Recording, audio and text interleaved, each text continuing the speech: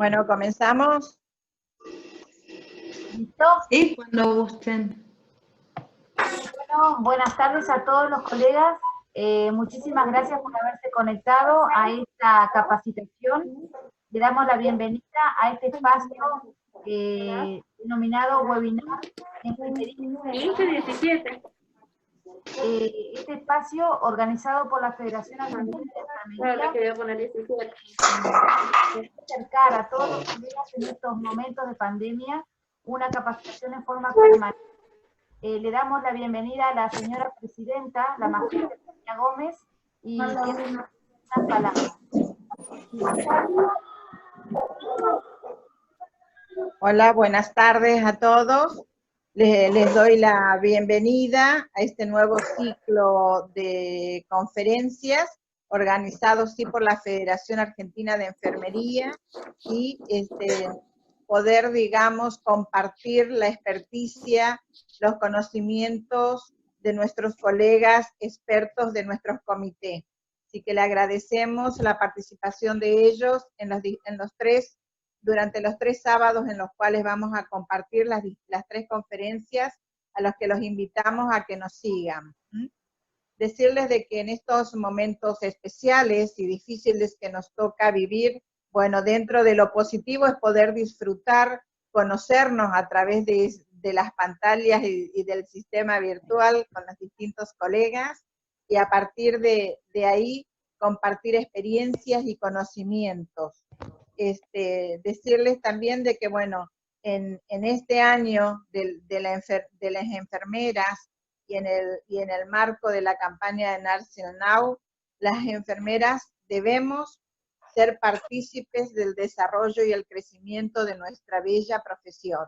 Así que las invitamos a seguir participando en las conferencias que damos a través de la Federación y también en conjunto con la Dirección de Enfermería del Ministerio de Salud de la Nación. Buenas tardes a todos y que disfruten de estas conferencias. Gracias. Muchas gracias, Sonia, por tus palabras. Y bueno, en esta oportunidad, como dijo Sonia, nos acompaña específicamente el Comité de Expertos en Cuidados Críticos de Pediatría. Y comienza la licenciada Fernanda Retes. Ella es licenciada en Enfermería, instructora de RCP de la Sociedad Argentina de Pediatría, instructora en simulación clínica y miembro del Comité de Expertos de Enfermería Neonatal. Le damos la bienvenida y le pasamos para que ella comience con su disertación, que seguramente nos va a aportar muchos conocimientos. Muchas gracias por tu participación, Fernanda. Bueno, muchas gracias, Claudia. Sonia, gracias por la invitación.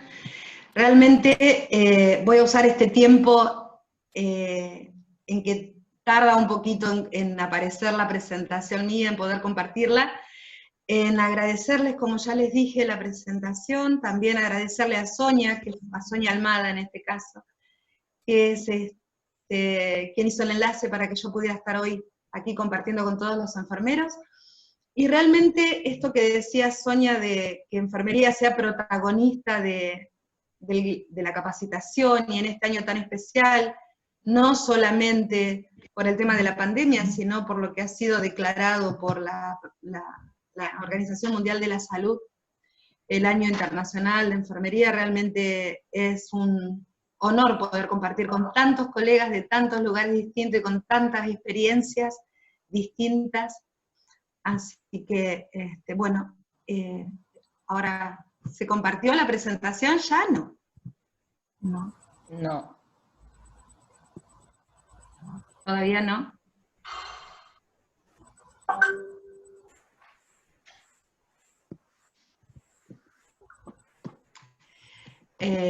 Bueno. Tengamos en cuenta que este es el primer webinar también para la Federación en forma sola, así que puede haber algunos desperfectos técnicos, les pedimos que tengamos paciencia. Y bueno, yo lo que les pediría, perdón Claudia, si apagan como somos mucha cantidad de los que estamos conectados, si apagan las cámaras, por ahí la conexión fluye un poco más rápido, porque a mí no me termina de abrir la presentación. Bueno, un ratito aunque sea, después si se corta las volvemos a cerrar, pero un ratito aunque sea hasta que abra para ir ganando tiempo. Ahí te serví.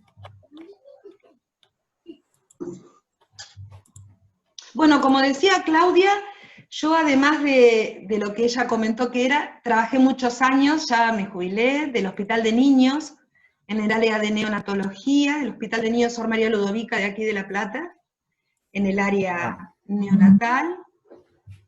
Si no dan bola, no desconectan las cámaras, siguen con las cámaras puestas.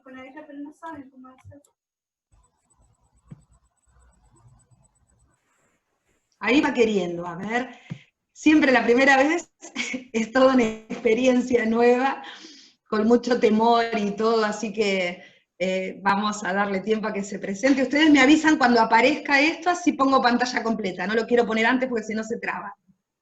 Ahora otro ratito más, hasta que aparezca pantalla completa.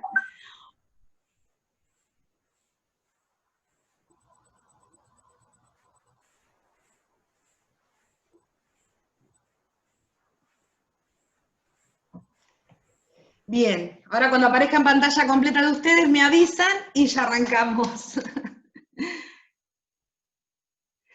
Bueno, me imagino que... Ok, genial.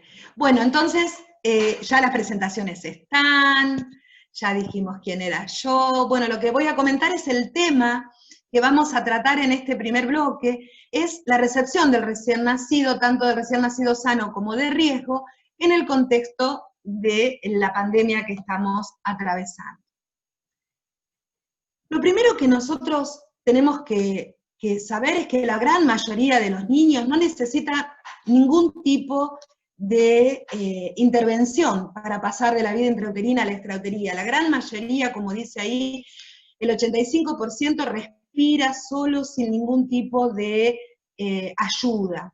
Pero sí hay un 10% que necesita algún tipo de ayuda, y entre un 3% va a necesitar ventilación a presión positiva, y alrededor del 2% de esos niños que necesitan ser ventilados van a tener que ser intubados para tener una ventilación eficaz. Y solamente, fíjense este número, ¿no? Solamente el 0,1% de todos los niños que nacen en el país van a necesitar maniobras de masaje cardíaco y medicación en el momento del nacimiento para poder pasar y para poder comenzar con las respiraciones. Pero un dato que a mí me interesaría que ustedes pudieran tener en cuenta, es que alrededor de todos estos niños que necesitan algún tipo de intervención, hay discapacidades muy graves, alrededor del 60%, y muchos de ellos fallecen.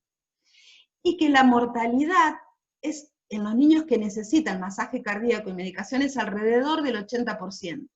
Y de los que sobreviven, el 90% queda con discapacidad, todos los que han estado en paro por más de 10 minutos. Entonces ese es un dato que es sumamente relevante, porque es necesario que las personas que van a estar en el área neonatal o en el área materno-infantil, donde pueden llegar a estar a cargo de la recepción del recién nacido, es necesario, sí o sí, no podemos dudar, tiene que ser personal idóneo. ¿Por qué?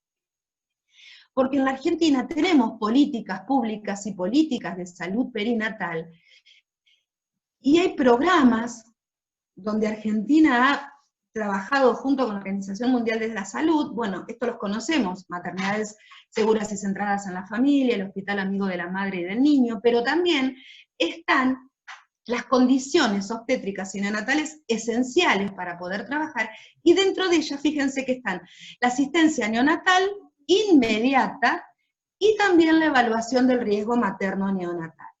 También el Ministerio de Salud de la Nación tiene las estrategias para mejorar la calidad de atención, y en esas estrategias tenemos la capacitación en RCP neonatal. O sea, no nos podemos hacer los distraídos.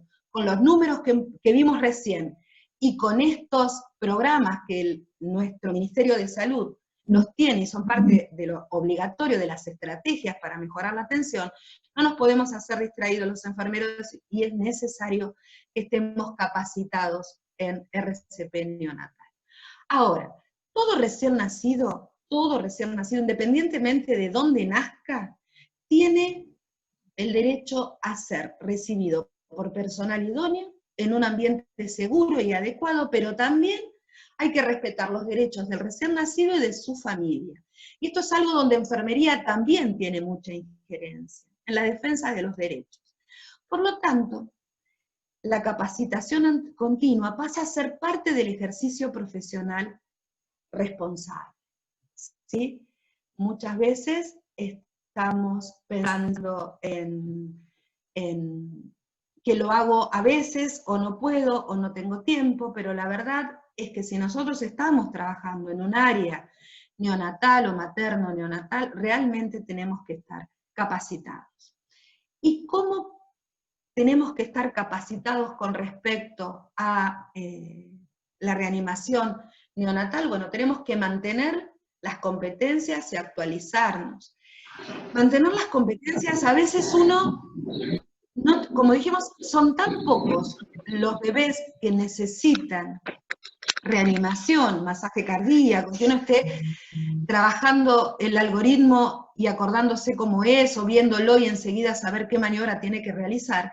La verdad que las competencias uno las va perdiendo, porque después ya no tiene la destreza para bolsear, no tiene los signos de alarma tan bien localizados como para poder saber qué es lo que debemos hacer. Entonces es necesario mantener las competencias. Para eso debemos estar capacitados y acreditados en RCP neonatal. ¿Cómo lo vamos a hacer? Bueno, cada 2 años tenemos que realizar la actualización en RCP. Lo tiene que realizar a través de profesionales o a través de aquellos que estén reconocidos para poder dar el curso. ¿Y por qué es necesario cada 2 años? Porque durante 5 años el comité ILCOR está trabajando en las actualizaciones, trabajando en los nuevos estudios que van saliendo, tienen en cuenta también la calidad de esos estudios y cada 5 años dan las recomendaciones. Y en nuestro país, el CEFEN, que está en la Sociedad Argentina de Pediatría, cada 2 años hace las recomendaciones y las actualizaciones. Entonces por eso lo que recomiendan es la actualización cada 2 años.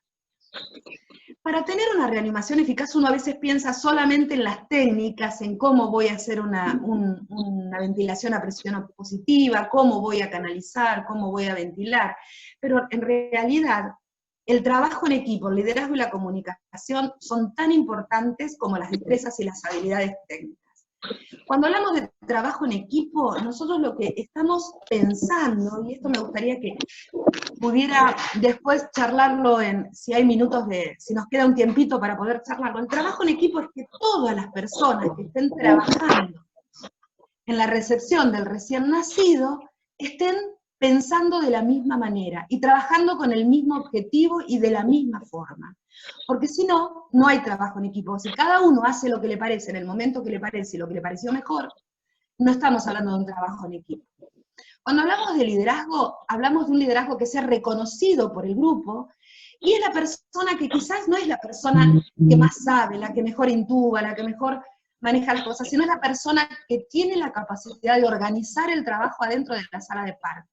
Es el que va a dirigir, el que va a ver que, por ejemplo, el que vaya a intubar sea la persona más capacitada, que el que esté haciendo la medicación sea la persona más capacitada. El liderazgo se maneja por la capacidad que tenga de organizar el trabajo adentro de la sala de parto. Y con respecto a la comunicación, según la Joint Commission, es una de las causas prevenibles de muerte neonatal en la sala de parto. Si nosotros tenemos en cuenta esto, nos damos cuenta de la envergadura y de la importancia que tiene la comunicación.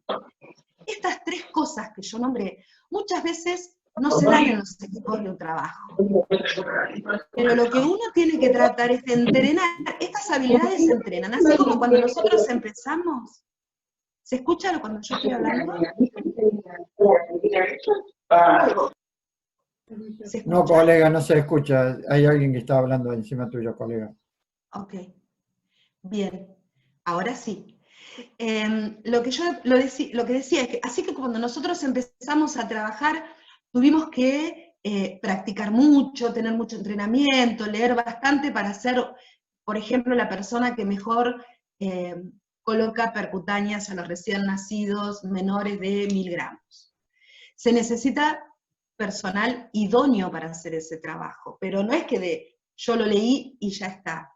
Yo necesité entrenamiento para poder hacer esa práctica. Y así con cada una de las prácticas que enfermería realiza, con cada una de las intervenciones de enfermería, uno necesita entrenamiento. Bueno, estas cosas que ustedes están viendo ahí, el trabajo en equipo, el liderazgo y la comunicación, se entrena, se aprende a trabajar de esta manera. Y se hace a través de la simulación. Después lo vamos a ver. Pero lo que quiero decir, cuando uno habla de recepción del recién nacido, tiene que pensar en esto también, no solamente en las habilidades y las destrezas específicas que tienen que ver con la técnica, porque esto es tan importante como lo otro. Si esto no funciona, el bebé se puede morir. Para el éxito de la reanimación neonatal tenemos que pensar en la anticipación. Y en la anticipación hablamos de conocer los factores de riesgo, de tener el personal adecuado. Si ya sabemos que va a ser un bebé de riesgo, entonces tener a la persona que sabe intubar y que tiene la mayor destreza para canalizar y demás, a todo el equipo preparado. Si no, la anticipación lo que implica es que esté el médico y la enfermera, y después que haya alguien más del equipo afuera como para asistirlos. Cuando hablamos de preparación adecuada, hablamos de todos los insumos necesarios, tenemos que tener listo todo lo que tenga que ver con la temperatura, con la vía aérea, con la medicación, ¿sí? Todo absolutamente preparado, chequeado, y además de estar chequeado, listo para usar, porque muchas veces vamos a usar, tenemos que empezar con la ventilación y tenemos que ponernos a enchufarlo en las tomas de oxígeno, de aire, o la bolsa no funciona porque está mal armada. Bueno, todo eso tiene que ser chequeado de antemano. Si hay falta de insumos, o sea, si a veces no tenemos determinados tubos porque no había en el lugar y demás, bueno, que ya se sepa, porque no podemos perder tiempo en buscar un insumo que no está, ¿sí? Entonces tener todo chequeado, y si es necesario, buscarlo, por supuesto, para que esté completo todo lo que vamos a necesitar. Cuando hablamos de evaluación precisa, hablamos de la evaluación del recién nacido, que se debe hacer de acuerdo a lo que el algoritmo dice, y en el caso de ser necesarias las maniobras de reanimación, no perder ni un solo segundo, porque de esto va a depender la mortalidad del recién nacido. Estas son la servocuna, el área de recepción de recién nacido, con todos los insumos necesarios para recibirlo. Arriba podemos ver que son los factores de riesgo, prepartos e intrapartos, y los elementos de protección personal, que después vamos a ver bien en época de pandemia qué es lo que necesita. Pero todo tiene que estar chequeado, todo tiene que funcionar. Y este es el algoritmo de recepción del recién nacido, y ustedes van a ver que en colorado, ahí en rojo, el algoritmo es igual que el que teníamos antes. Lo que se han agregado son todas las medidas de seguridad para no permitir la transmisión en el caso de que haya una madre sospechosa o positiva de COVID, ¿sí? Ahora lo vamos a ir viendo en detalle. Cuando uno va a hacer una recepción en este momento, en esta época de pandemia, los objetivos siguen siendo los mismos, ¿verdad? La eficacia de la reanimación, el cuidado del personal de salud y garantizar los derechos de la familia y del recién nacido. Cuando hablamos del cuidado del personal de la salud, que esté todo el equipo de protección personal que necesitamos para trabajar, porque sabemos que en una maniobra de reanimación puede haber muchas posibilidades de contagio, entonces tenemos que tener todo lo necesario. Cuando hablamos de personal capacitado, que la persona que esté en ese momento en la sala de partos, en la recepción, tenga toda la actualización, mantenga las competencias, todo lo que estuvimos viendo recién. Y además, cuando hablamos de garantizar los derechos, debemos garantizar que se cumplan estos derechos. El derecho a estar acompañados, ahí está la ley, y el derecho a la información completa y precisa, para poder tomar decisiones junto con la mamá y con la familia. Cuando hablamos de estar acompañados, una de las recomendaciones es que en la sala de partos haya la menor cantidad de personas posible, ¿sí? Que se minimice el ingreso a la sala de partos. Y adivinen por dónde empiezan a veces a disminuir el ingreso a la sala de partos. En muchos lugares, lamentablemente, lo primero que sacan es al acompañante. Entonces nosotros como enfermeros tenemos que velar para que este derecho se cumpla, ¿sí? Con respecto a esto lo vamos a pasar, pero con respecto al trabajo de parto y modo de nacimiento, se debe tener en cuenta la condición de la madre y el criterio obstétrico. Todavía, recién ahora están empezando a aparecer, ustedes saben que todos los estudios son recientes, todos son muy recientes, y lo que se dice hoy puede ser que mañana o pasado o el mes que viene se cambie la recomendación, pero hasta ahora, no hay evidencia que muestre algún beneficio de terminar con los embarazos en cesárea, porque hay muy poca evidencia de transmisión vertical. Y una vez que se produjo el nacimiento, estamos hablando de una mamá sospechosa de COVID o confirmada, lo que vamos a tener en cuenta una vez que nace el bebé, cómo vamos a hacer la internación, tiene que ver con estas condiciones, la condición de la mamá y del recién nacido, la elección de la madre luego de haber recibido información adecuada y completa, y también tiene que ver con las posibilidades institucionales, obviamente.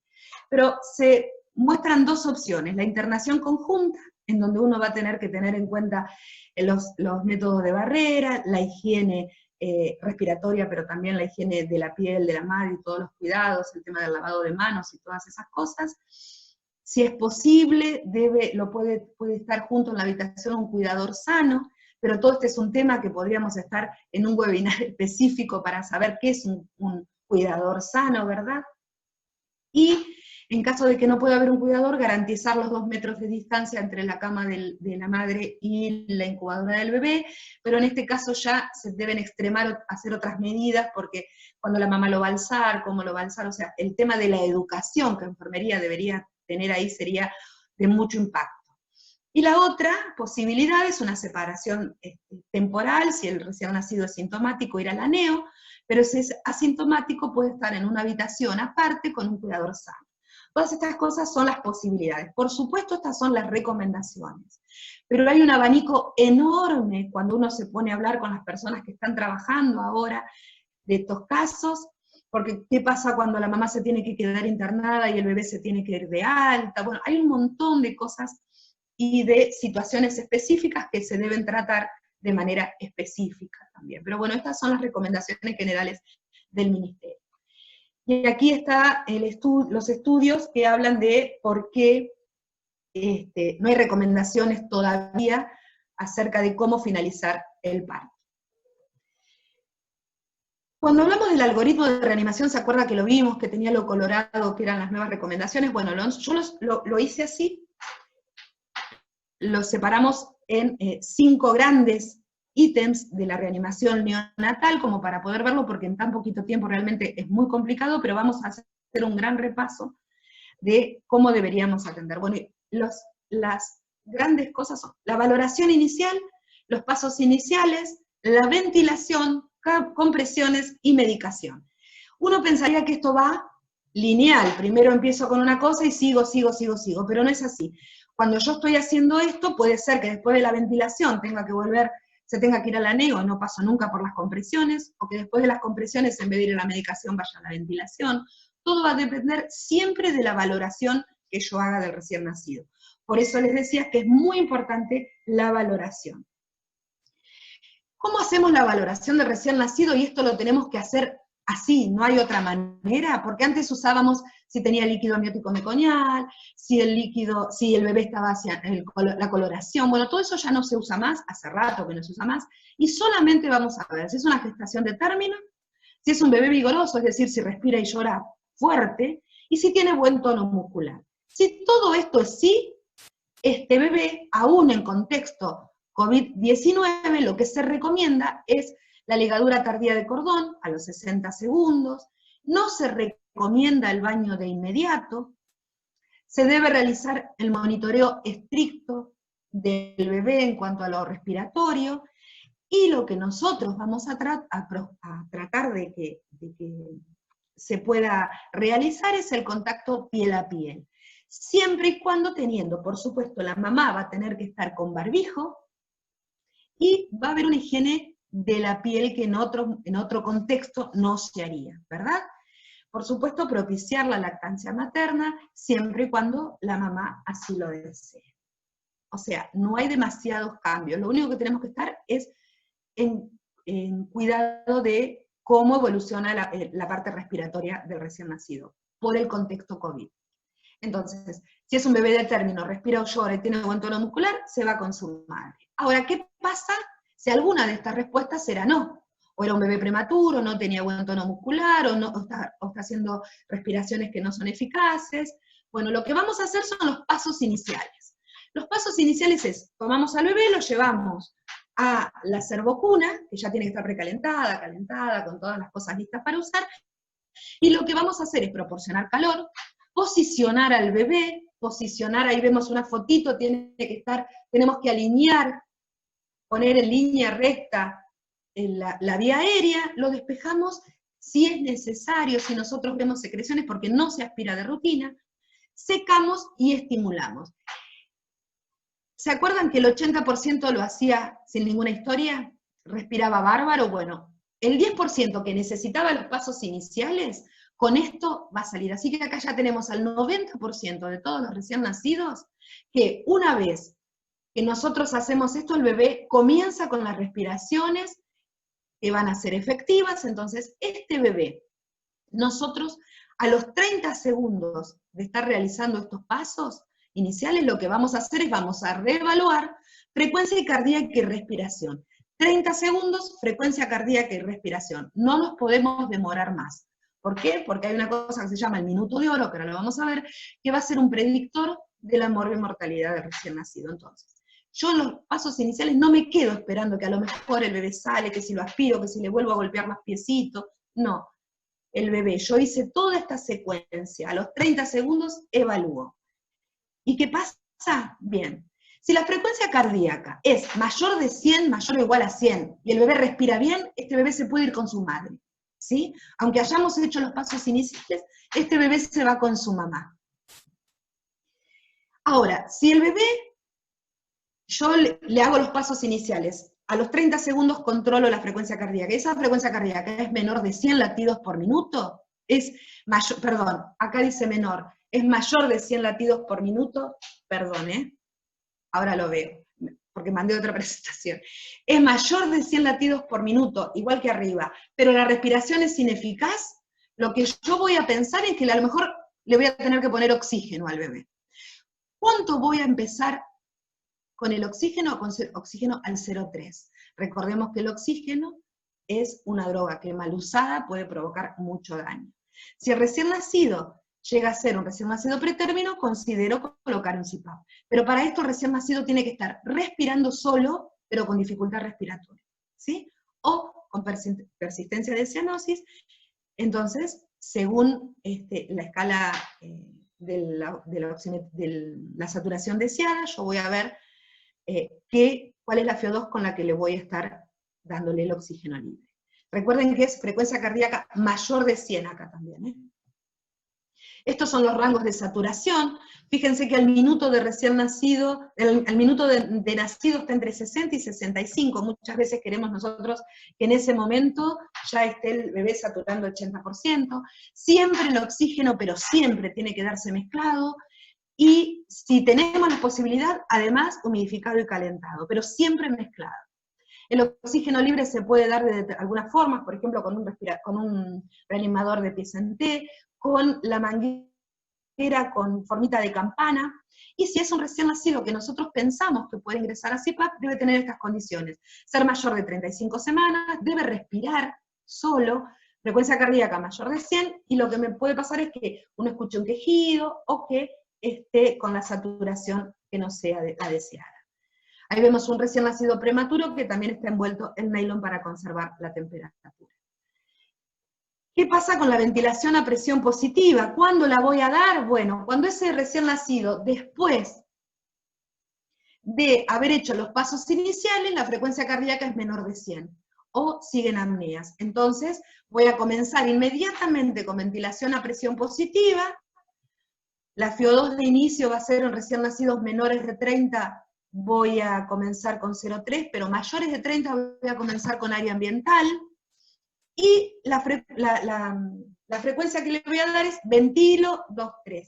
Ventilo 2,3. Voy a apretar en el ventilo, y 2,3 van a ser los segundos que voy a dejar que el bebé expire. ¿Estamos? A los 30 segundos voy a volver a evaluar frecuencia cardíaca, respiración, pero ahora le voy a agregar la saturación, porque apenas yo comienzo a hacer tratamientos con oxígeno, con un bebé, con ventilación, a presión positiva, tengo que colocar el saturómetro de pulso, voy a tomar la saturación preductual. ¿Está? No puedo estar dando ventilación u oxígeno a un bebé sin tener al bebé saturado. Estos son algunos dispositivos para poder dar ventilación a presión positiva. Fíjense que en esta época usamos los filtros de eficacia para antibacteriana y virales. Fíjense que están puestos entre la máscara y el dispositivo, y arriba vemos una forma de ventilar para evitar la aerolización. Ustedes saben que ahora uno tiene que evitar la aerolización, y a veces la compresión de la máscara sobre la cara del bebé no alcanza para evitar las fugas, entonces colocamos un nylon por encima para evitar la aerolización al medio ambiente. Recordemos siempre que la ventilación es el paso más importante y efectivo, y la frecuencia que yo le doy con ese ventilo 2,3 de 40 a 60 por minuto. Y el indicador para saber que yo estoy haciendo una reanimación eficaz es el aumento de la frecuencia cardíaca. Si la frecuencia cardíaca por alguna razón no aumenta, o si yo veo que cuando estoy ventilando el bebé no expande, lo que voy a tener que hacer es reacomodar la máscara, fijarme que realmente esté bien el sello, y que la presión que estoy dándole sea la adecuada. La presión va a depender de cada bebé, ¿verdad? Pero algo que es importante es ver que yo no necesito que el pecho del bebé se expanda muchísimo. Yo lo que tengo que hacer es expandirlo levemente, expandir levemente el tórax. ¿Estamos? Pasado esto, voy a iniciar maniobras, la frecuencia cardíaca. Voy a estar... ¿Se acuerdan que tengo que ver respiración y frecuencia cardíaca?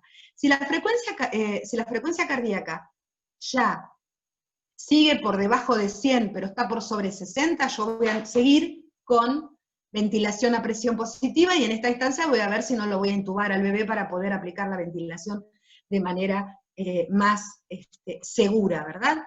Pero si la frecuencia cardíaca es menor de 60, entonces yo en este momento, si yo hice 30 segundos los pasos iniciales, 30 segundos a ventilación a presión positiva, recuerden que esto sería el minuto de oro. Entonces, si ya yo hice estos dos pasos, y el bebé tiene ahora la frecuencia por debajo de 60, lo que voy a hacer, voy a iniciar las compresiones cardíacas. ¿Cómo las voy a hacer? Bueno, con una FiO2 de 1, independientemente de las FiO2 con las que yo estuviera ventilándolo al bebé a ventilación a presión positiva, porque quizás yo haya empezado con 0,21, si era un bebé de término, o con 0,3, si era un bebé prematuro, y hubiera lo oculto, veo cuál es la frecuencia cardíaca que tiene, y sigue por debajo de 100, pero por encima de 60. Entonces continúo con ventilación, y quizás si la saturación no está dentro de los rangos deseables, voy a subir la FiO2. Entonces por ahí en esta instancia yo estoy ventilando con una FiO2 de 0,5, entonces si yo necesito comenzar con compresiones cardíacas, las recomendaciones hablan de elevar directamente a 1 la FiO2. ¿Cómo va a ser la distribución entre las compresiones y la ventilación? Bueno, el ritmo va a ser ventilo, 2, 1, 2, 3 compresiones. Ventilo, 1, 2, 3. Ventilo, 1, 2, 3. Cuando hablo de 1, 2, 3, son los masajes que yo voy a estar dando. Entonces, ventilo, 1, 2, 3. Ventilo, 1, 2, 3.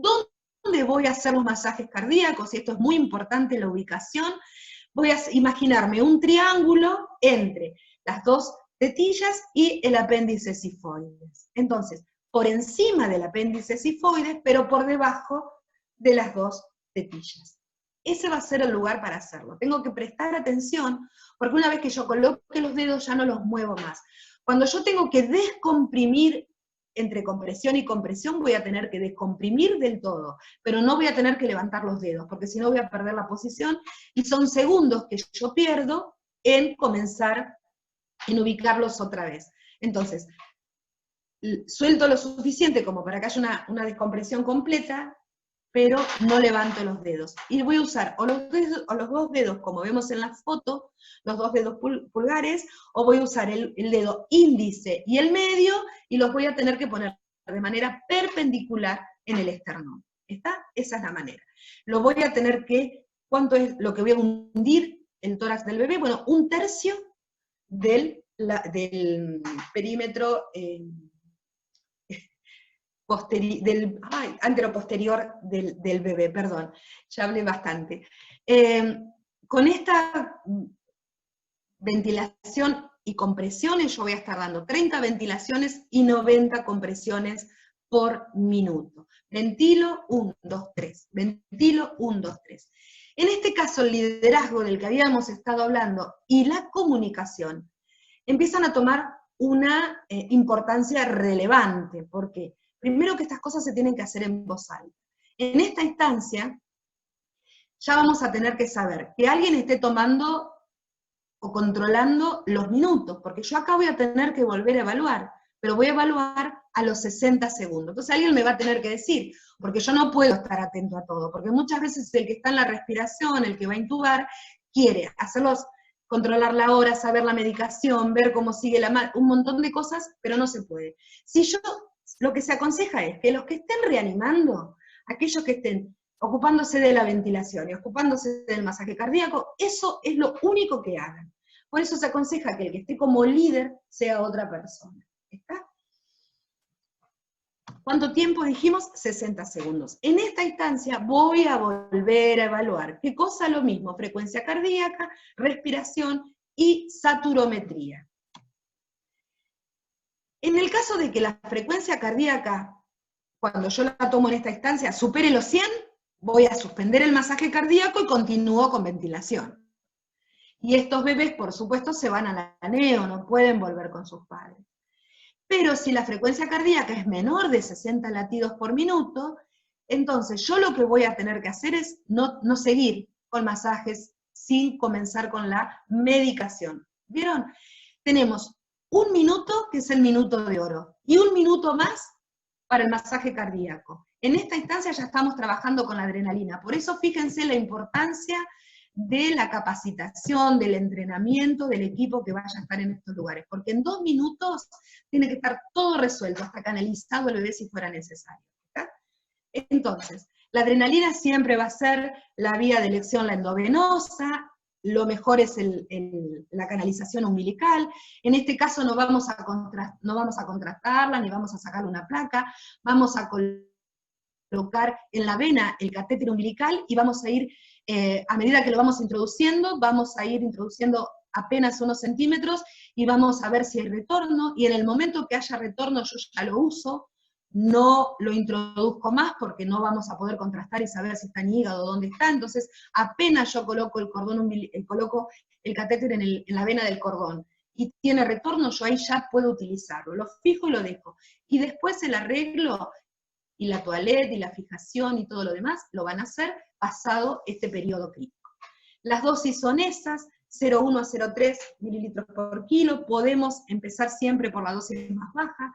Es interesante que enfermería conozca estas cosas porque seguramente la que va a preparar medicación va a ser enfermería si no está ventilando o si no está haciendo el masaje, pero es importante que nosotros calculemos el peso del niño y no esperemos que alguien saque la cuenta que esté haciendo otra cosa, la debemos directamente entregar. Siempre es de la dilución en 10 y cuando entregamos la adrenalina la entregamos en jeringas de agua.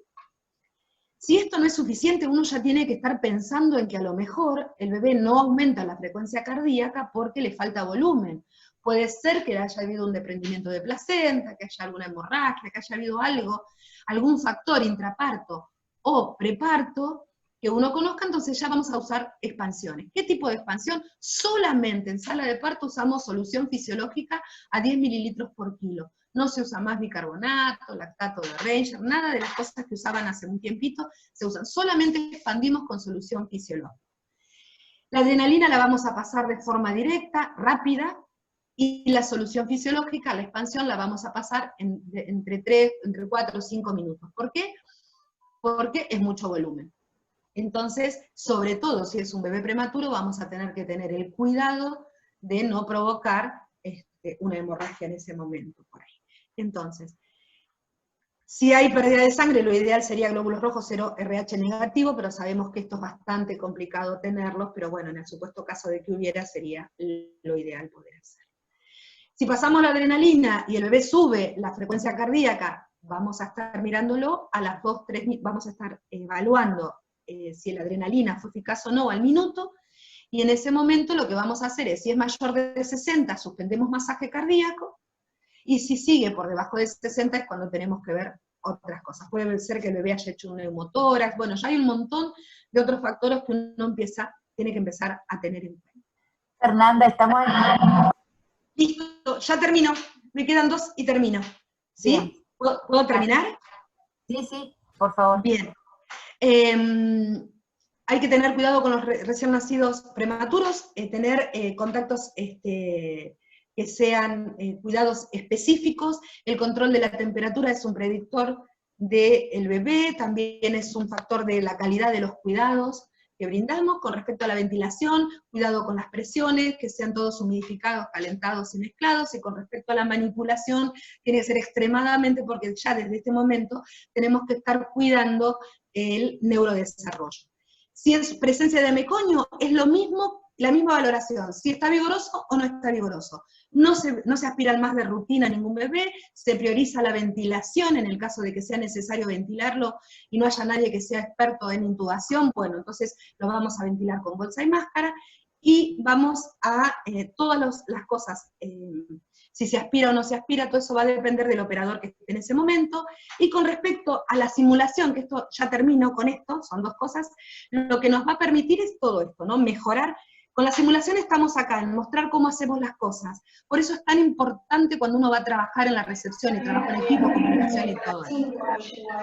Esto, con respecto al análisis reflexivo, lo que nos permite es, terminamos de hacer el trabajo, si hicimos una reanimación, trabajamos el análisis reflexivo.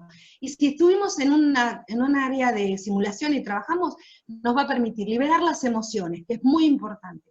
Comprender los comportamientos, ¿por qué me salió mal? ¿Por qué no hice lo que tenía que hacer? Porque no sabía, porque estaba nerviosa, porque me taré, porque no... Algún motivo hubo, comprender eso es muy importante. Aprender de los errores y pensar en todo lo que se hizo, qué cosas se pueden mejorar. Bueno, muchas gracias, espero que les sea útil esto para cuando tengan, por supuesto, hay muchas cosas para trabajarlas, pero bueno, muchísimas gracias. Después, si hay alguna pregunta, pueden enviar. Gracias a vos por tu excelente exposición. La verdad que todos los comentarios que hemos tenido en el chat han sido de que Marcelo, por ejemplo, expresa que es sumamente interesante, Agustina dice que tu exposición fue muy clara, Isabel que fue excelente tu presentación. Solamente tenemos una pregunta y muy cortita por el tiempo, sí. Y dice, ¿en el bebé asintomático de madre COVID se realiza hisopado? Es la única pregunta. No. En el asintomático no se realiza hisopado, no está recomendado. Todas estas, si ustedes pueden buscar, si quieren ampliar los temas, buscan recomendaciones del recién nacido madre COVID en la UCIN, y están todas las recomendaciones. Ahí lo que habla de que el asintomático no se hace hisopado. Bueno, muchísimas gracias. Te damos un aplauso virtual. Gracias, muchas gracias a ustedes. Muchas gracias presentación. A ustedes. Y vamos a continuar con la licenciada Graciela Reynoso, que es enfermera jefe de la unidad de emergencia y de la unidad de contención estacional del Hospital Garrahan, especialista en enfermería pediátrica, docente de la especialidad de neurocrítico pediátrico de UNTREF y de la carrera de enfermería en la UCE. Es coordinadora del Comité de Pediatría en la Sociedad Argentina de Emergencia. Le damos la bienvenida y la escuchamos. Y mientras ella se prepara, les reitero que tengan los micrófonos apagados, por favor, para que podamos escuchar con claridad a los colegas.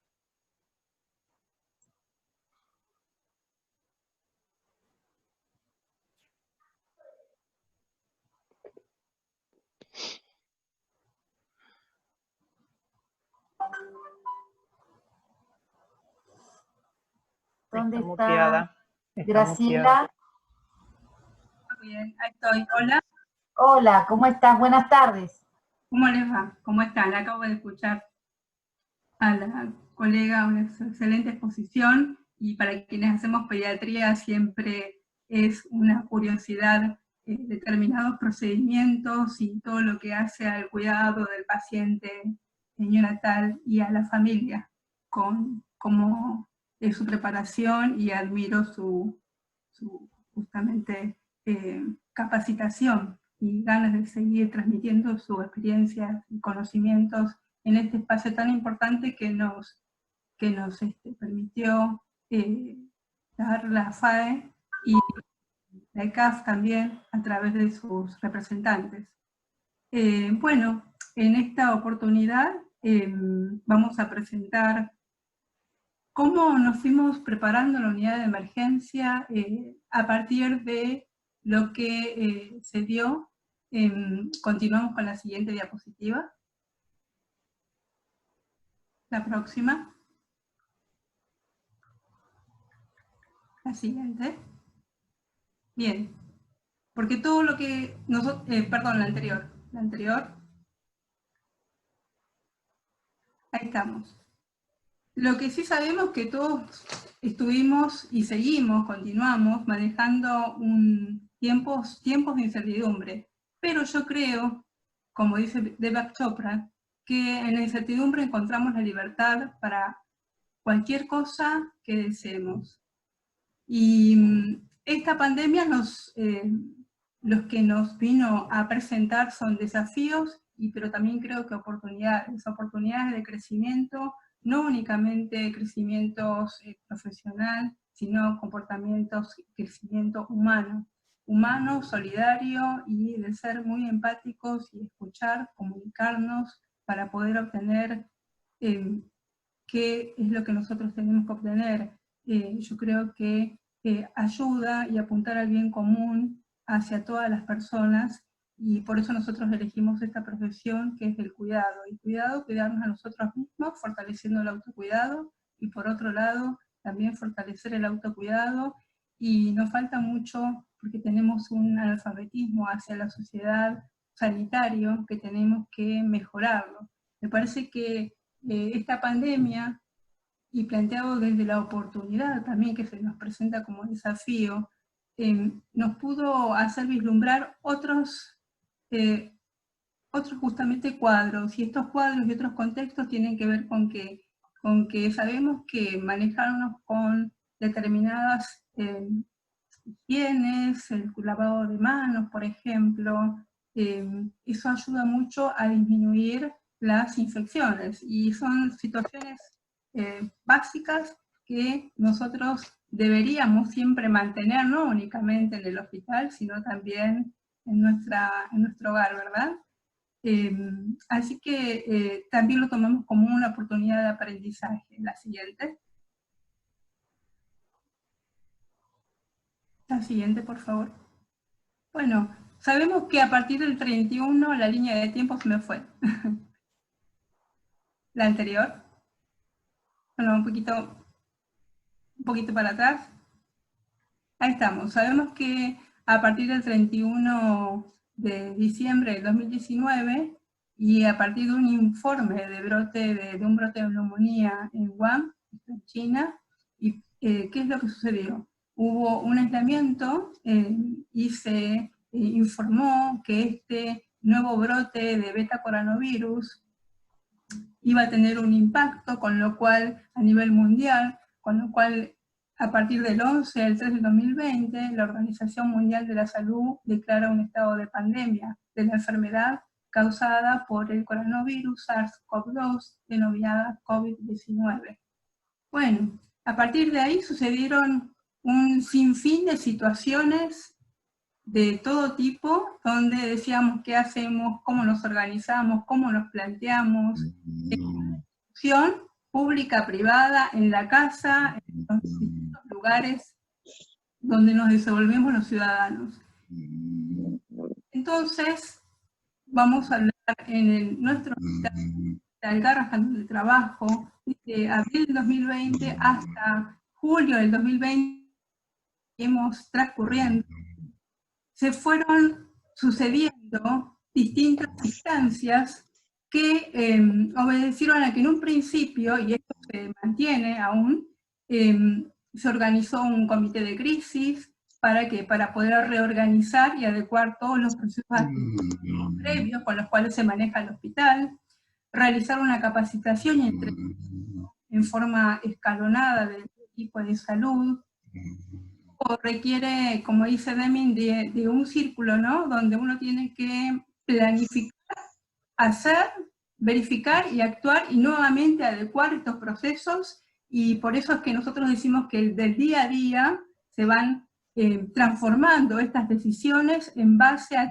esta incertidumbre que nos plantea el coronavirus, que es para todos algo nuevo y donde nos tenemos que plantear cada día cómo lo seguimos manejando de la mejor forma, y tomando experiencias a nivel mundial de países anteriores que ya lo sufrieron.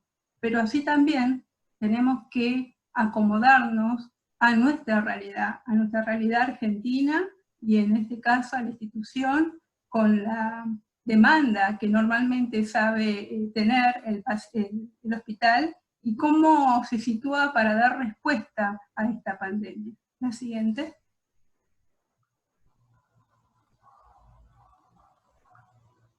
Según la información disponible brindada por el Ministerio de Salud de la Nación, en la Argentina el primer caso por COVID-19 se confirmó el 3 del 2020, y en la población pediátrica hasta la fecha del 3 del 7 del 2020 se reportaron 9.683 casos positivos en pacientes menores de 19 años y 6 muertes, de las cuales pertenecieron 2 de sexo masculino y 4 femeninos.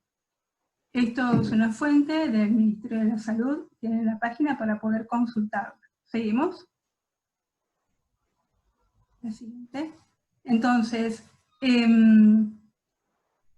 frente a esto hubo personas que comenzamos rápidamente a reorganizarnos, un poco obedece a la anterior diapositiva. Algunas empezamos a correr, otras empezamos a caminar, pero mirando hacia dónde. Desde lo que es la emergencia uno se plantea con este pensamiento de mirar hacia adelante y siempre dar respuesta en la atención del paciente. ¿Por qué? Porque está planteado como un servicio que brinda atención las 24 horas del día. Entonces, se hace imprescindible poder establecer flujos de atención acordes a lo que nos demanda esta pandemia. El manejo en pediatría del niño afectado por COVID, en la definición de caso es dinámica y se va a modificar en función de los hallazgos epidemiológicos locales. Y la definición de caso confirmado por COVID-19 en pediatría se la establece como toda persona que cumpla con los criterios de caso sospechoso, positivos por PCR para SARS-CoV-2, y como toda persona que cumple con el criterio 5, el síndrome inflamatorio sistémico, y que presenta resultados por PCR y o serología positiva para SARS-CoV-2. ¿A qué me refiero con criterios? Los criterios, estos están en la página del Ministerio, por eso les dejo acá el link, como son muy extensos y en función del tiempo, los pueden consultar. Y me voy a situar un poco más a cómo nosotros nos enfocamos en el manejo en la unidad. La siguiente, por favor. ¿Cómo se establece el flujo de pacientes o cómo se comienza a establecer el flujo de pacientes en la emergencia? Bien, se pudo organizar un pre-triage, y este pre-triage que está dirigido al paciente y al acompañante, se establece de acuerdo al momento, digamos, y a determinados horarios. Y también este triage que se realiza en la unidad de emergencia, se estableció un flujo para el paciente COVID, con definición vigente de acuerdo al Ministerio de Salud, o todo paciente con semiología alta y o diarrea y o fiebre sin foco clínico. Paciente no COVID sería el resto de las consultas. que normalmente acuden a la unidad. La siguiente, por favor. Acá ustedes pueden visualizar un flujo de pacientes según criterio de caso sospechoso, presencia de fiebre o foco respiratorio y o gastrointestinal. Entonces estábamos hablando de que se estableció un pre-triage para el paciente con caso sospechoso de fiebre o síntomas respiratorios y o diarrea, y para aquel paciente no COVID, ¿sí? El otro circuito. Entonces, cómo se fluye esto? En aquel paciente que presenta síntomas respiratorios y o fiebre sin foco y o diarrea, en el caso de que pertenezca a los pacientes verdes, van a ser manejados no COVID en otras áreas de la parte ambulatoria, con el abordaje habitual para este tipo de pacientes. En el caso que el paciente sea sospechoso o venga fuertemente sospechoso de COVID, va a ir a situarse al área de emergencia, considerada como un área sucia, entre comillas. Se realizará el triage, se va a definir el caso sospechoso, y en el caso que el paciente sea positivo, de acuerdo a su grado de triage de la emergencia, va a ir a los sectores de lo que es observación dentro de la unidad, nosotros contamos con la observación 1 y 2, que ya la vamos a ver, o puede ir a, por ejemplo, el sector de reanimación, en el caso que los pacientes presenten un grado 1 o grado 2 por su nivel de urgencia, los cuales pasan directamente al sector. La siguiente, por favor. Hablábamos de que la demanda de atención y siempre se mantuvo en todo momento, con lo cual fue muy importante la creación de este pre-triage por fuera de la entrada de lo que es hacia la parte de internación y del hospital, para poder establecer los criterios epidemiológicos de acuerdo a lo que establece el Ministerio, y eso también ayudar a reorganizar este flujo de pacientes a los distintos sectores del hospital. Entonces, por ejemplo, vamos a comentar en el caso de los pacientes oncológicos. Nuestro hospital tiene una gran población de pacientes oncológicos. Estos pacientes con su inmunocompromiso ya tienen su comorbilidad previa, y estos pacientes, primero, cuando llegan al hospital, se hace su ingreso por el sector verde o por el ingreso por el otro sector del CAIPO, de acuerdo a si reúne los criterios de paciente sospechoso o no. ¿Para cuál? Para que el paciente no se cruce y no corra el riesgo de poder adquirir la enfermedad dentro del hospital. La siguiente, por favor. Bien. Acá podemos observar un flujograma de pacientes ambulatorios para especialidades quirúrgicas de lunes a viernes. Si bien acá dice de lunes a viernes, también en los días sábados, domingos y feriados continúa otro flujograma de atención, que son tantos los flujogramas que se establecieron en el hospital que tomé los más importantes para la presentación. En este caso, para lo que atañe a las especialidades quirúrgicas, también diferentes situaciones con pacientes en caso de que presenten, sean sospechosos o no sospechosos de COVID, y de acuerdo a su grado de gravedad, si el paciente es grado 1 o grado 2, o el paciente es un grado 3 o 4, se irá al sector verde o al sector rojo, y de ahí se establecerá este paciente para ir al centro quirúrgico en el caso de que amerite una situación, por ejemplo, un paciente con abdomen agudo por una apendicitis, donde es positivo para COVID y que se complicó haciendo una sepsis, por ejemplo. La siguiente, por favor. Acá podemos observar un flujo unidireccional de circulación en la unidad de emergencias, donde esto es un esquema de cómo está actualmente la unidad reorganizada para esta situación.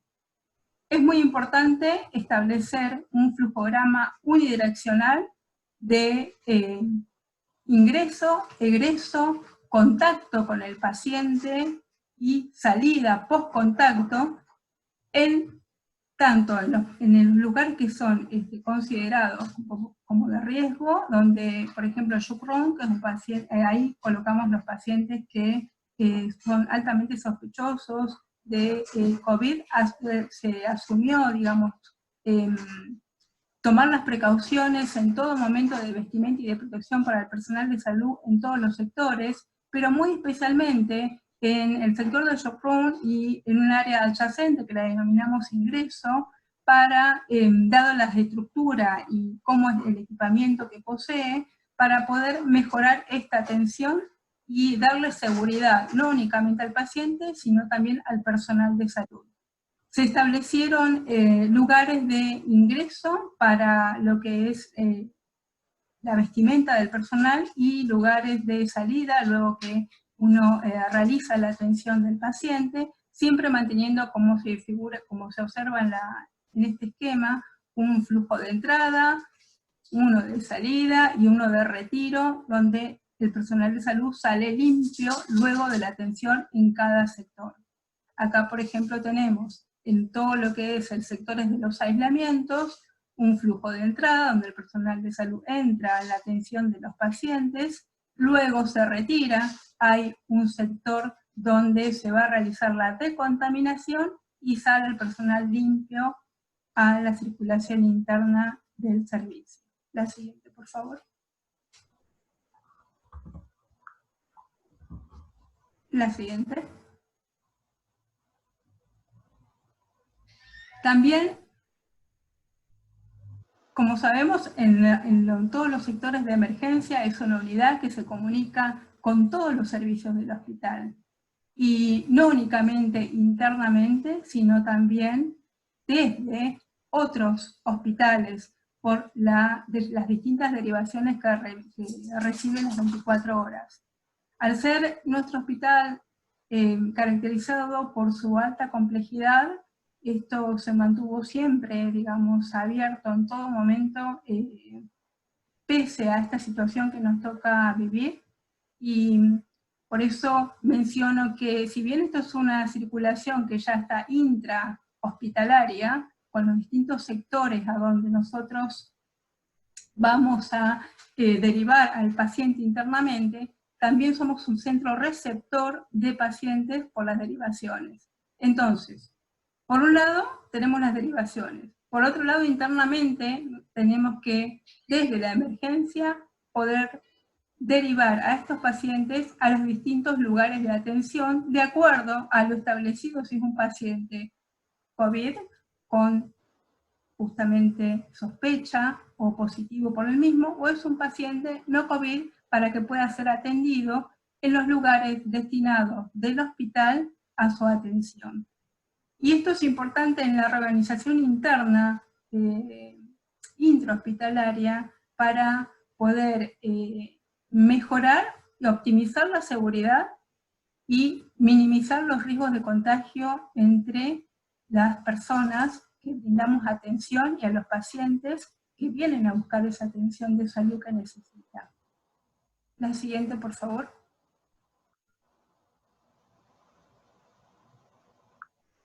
Sin dejar de lado que en todo momento se mantiene y fue necesario a priori y con mucha urgencia la capacitación y el entrenamiento del equipo de salud, el uso de los elementos de protección, teniendo en cuenta todas las recomendaciones que venían desde la OMS y desde el Ministerio. Esto fue un trabajo muy arduo por toda la gente que... Te voy a Cataluña. Por toda la gente que participó en estos distintos momentos de equipamiento y de capacitación. También, no únicamente por la parte de la vestimenta, por supuesto, y de la capacitación, sino también la capacitación en los distintos protocolos asociados a los procedimientos que generen o no aerosoles con sospecha o un caso confirmado de COVID-19. Y esto también es muy importante mencionarlo, dado que los protocolos de atención se deben mantener. Nosotros trabajamos con diferentes protocolos, como por ejemplo el manejo de pacientes con crisis asmática, el manejo de pacientes con shock, el manejo del paciente que presenta un shock anafiláctico, manejo del paciente que puede presentar un estatus convulsivo, politraumatizado, pero asociado, en la emergencia también se utiliza, se pudo realizar desde lo que es la reorganización del servicio, justamente estos criterios, teniendo en cuenta estos criterios, la capacitación in situ en muchos de estos protocolos que valió el esfuerzo para poder mejorar la angustia también que se presentaba en todos los actores que brindaban la atención de salud. También había que adecuar los procesos de apoyo involucrados en garantizar el sostén, el tratamiento y el cuidado del niño y familia, teniendo en cuenta el enfoque integral que se le tiene que dar a estos pacientes. Entonces, Graciela. Sí, perdón. Ya cumpliste con tu tiempo, disculpa. Bueno, 2 minutos. La siguiente. Hablamos de los servicios de apoyo, la capacitación, seguimos. Y quiero, vuelvo a la anterior por favor.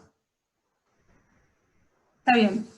Que en estos momentos justamente de incertidumbre es muy importante la colaboración de todos los actores que trabajamos en salud, donde el aprendizaje, el compromiso y la responsabilidad, teniendo en cuenta un proceso continuo de empatía con quien estamos trabajando, ya sea con el paciente o con nuestros compañeros, nos va a llevar a tener una inteligencia colectiva, a identificar otros referentes, y a estos referentes hay que darles oportunidad para poder, y ahí sí avanzamos con la diapositiva, para poder mejorar la atención del cuidado de nuestros pacientes y familia y de la comunidad. Muchas gracias. Bueno, Graciela, muchísimas gracias por tu exposición. La verdad que es muy importante para este tema de COVID la derivación, la emergencia, los lugares de atención, la circulación, la utilización de equipos de EPP, y nos has demostrado cómo el hospital donde tú te desempeñas se ha preparado arduamente en todo este tiempo para la atención de los niños y la familia y también de la comunidad. Tu cierre ha sido brillante y ha sido tan buena tu exposición y tan clara que no tenemos preguntas. Así que desde la Federación Argentina de Enfermería te damos las gracias por tu participación y bueno, pronto estaremos en contacto nuevamente. Muchísimas gracias, Graciela. Muchas gracias. Continuamos ahora con el licenciado en Enfermería, Leandro Vargas. Él es supervisor del Servicio de Docencia de Enfermería del Sanatorio Mater Dei y miembro del Comité de Expertos en Cuidados Críticos Pediátricos. Hola, ¿qué tal? Buenas tardes. Un placer estar reunidos con... Hola, ¿me escuchan? ¿Sí, no? Sí, Lea. Perfecto. Buenísimo.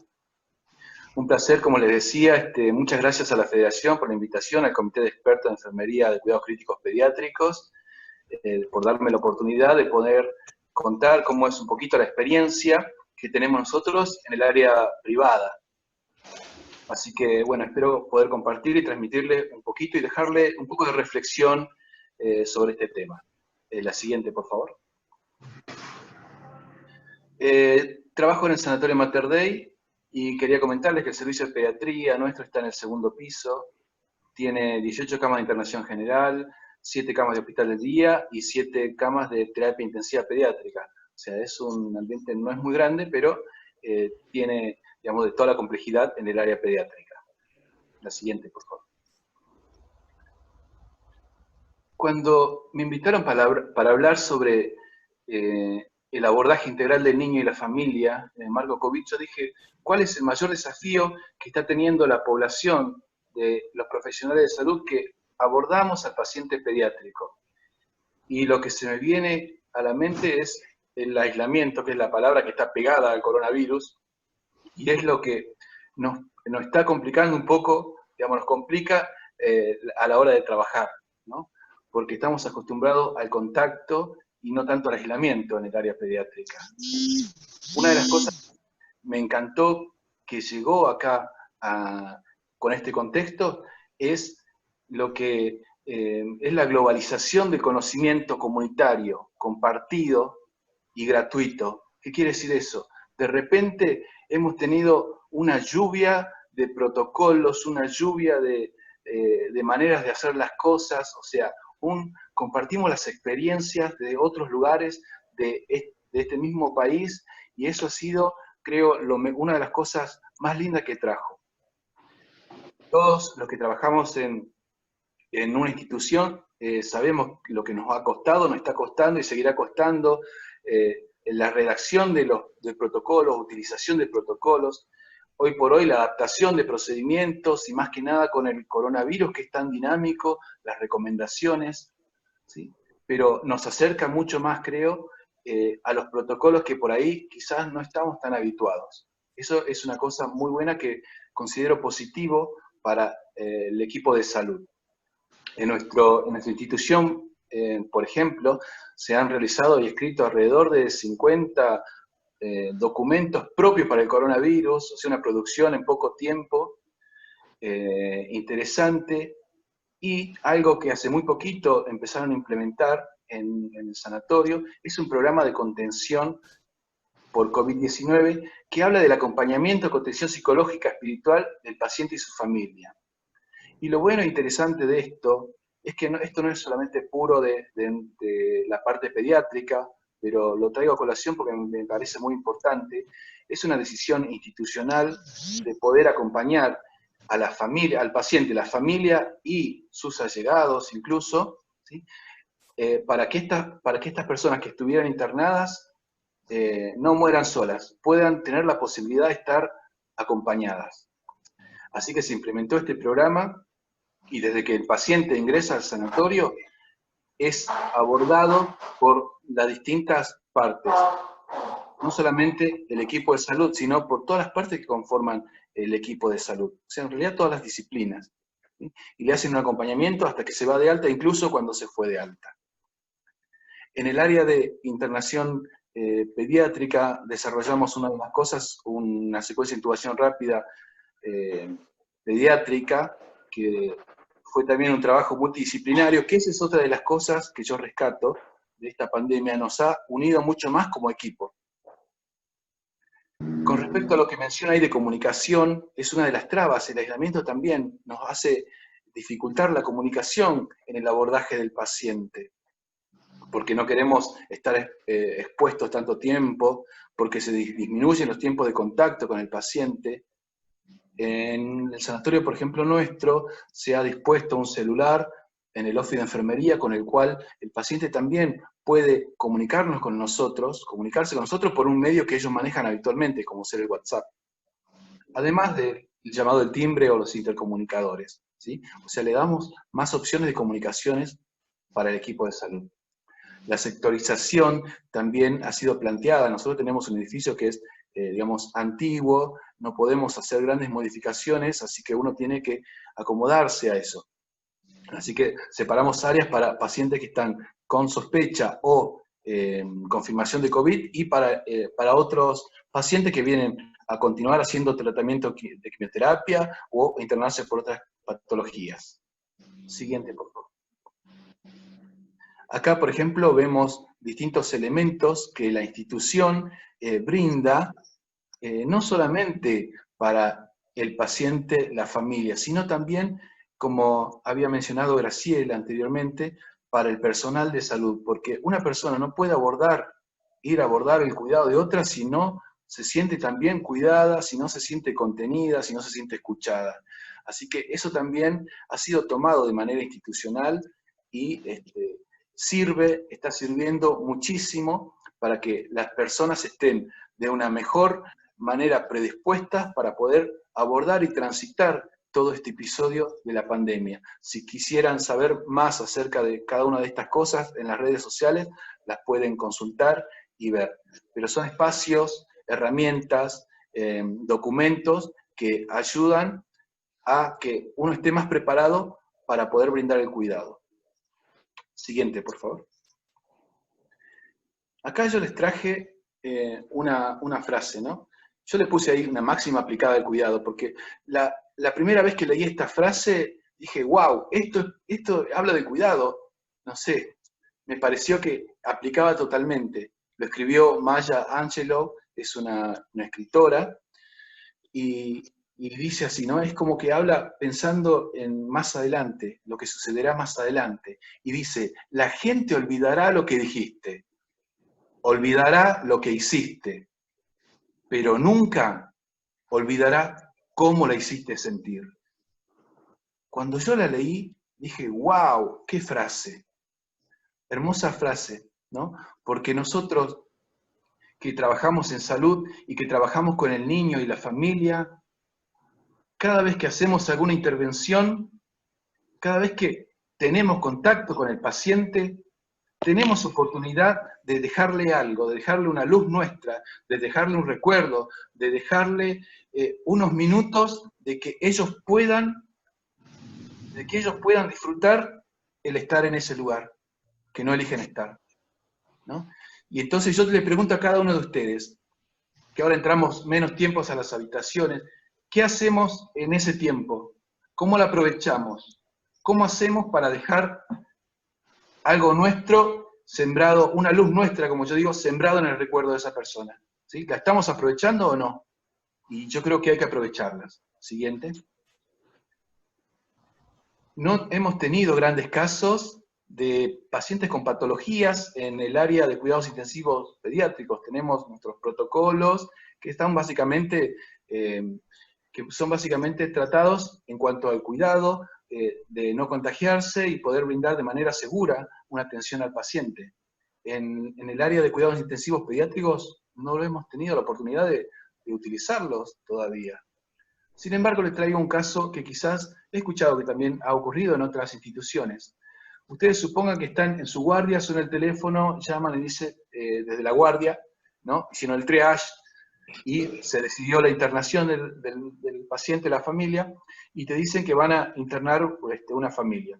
Ok, no sería nada extraño porque sucede todos los días esto. Pero te dicen después que son una familia de 7 integrantes. Wow, entonces, ¿y ahora cómo hacemos?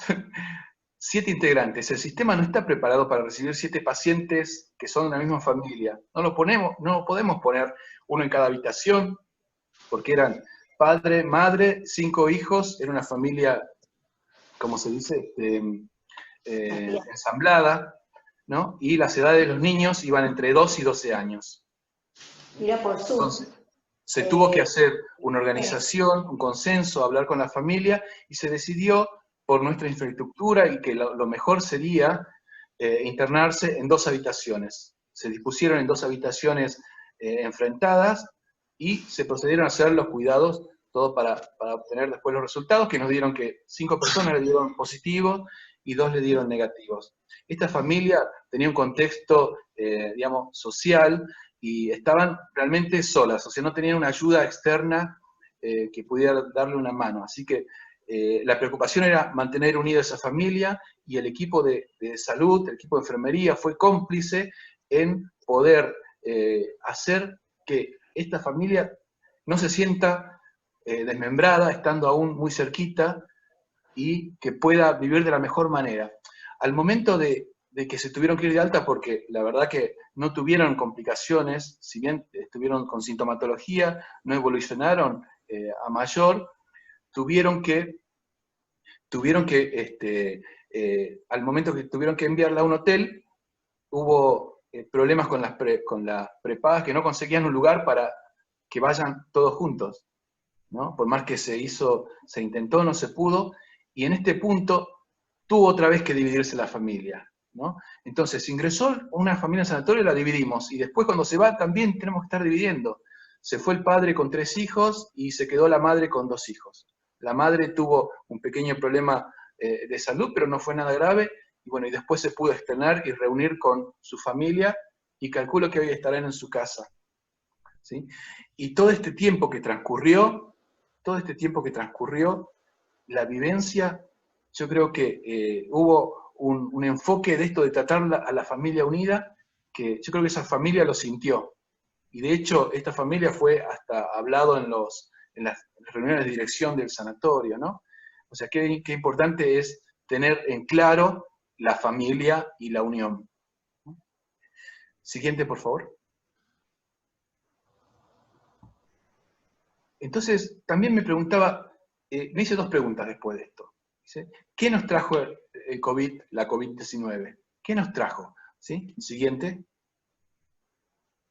Siguiente, por favor. Y vuelvo a lo mismo, aislamiento.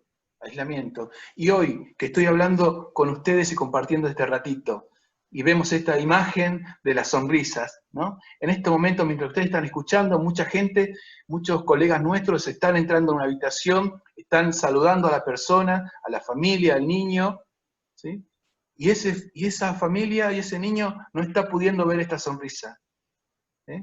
Que ustedes la están haciendo, él no la está pudiendo ver. ¿Sí? Entonces yo por eso hablo de una sonrisa invisible. La sonrisa está ahí, no la pueden ver. Y es nuestra carta de presentación. Ustedes cuando abordan a un niño, le sonríen y el niño te sonríe hasta con los ojos, ¿no? Entonces el COVID nos sacó la carta de presentación más linda que tenemos. Pero es necesario utilizar los elementos de protección personal para poder brindar un cuidado seguro y estar seguro uno mismo, ¿sí? Para poder estar dispuesto a ayudar a los otros. Ahora, ese niño, esa familia, ¿cómo te ve? ¿Te ve como la persona que vemos ahí con los EPP? ¿Sí? ¿O te ve como la otra figura? ¿Sí? ¿Cómo nos verá un niño, no? ¿Cómo nos ve? Y ahora, nosotros perdimos la sonrisa de entrada. Perdimos que nos puedan ver la gestualidad. O sea, perdimos muchas cosas que son herramientas de comunicación no verbal que nos ayudan al abordaje del paciente. Y vos decís, wow, cómo nos complican las cosas, ¿no? Sin embargo, nos queda parte de la comunicación, ¿sí? Nos queda lo corporal, aunque parezcamos un monigote con camisolín y máscara, nos queda corporalidad para poder conectarnos con ese paciente. Y también nos queda la palabra.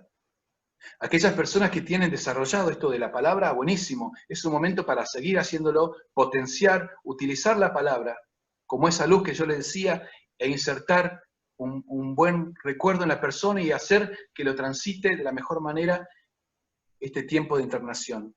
Y aquel que siente que la palabra no es su fuerte, a animarse a utilizarla, porque es el momento de desarrollarla, es el momento de aprovechar la oportunidad de potenciar eso que es tan bueno para el contacto con el paciente.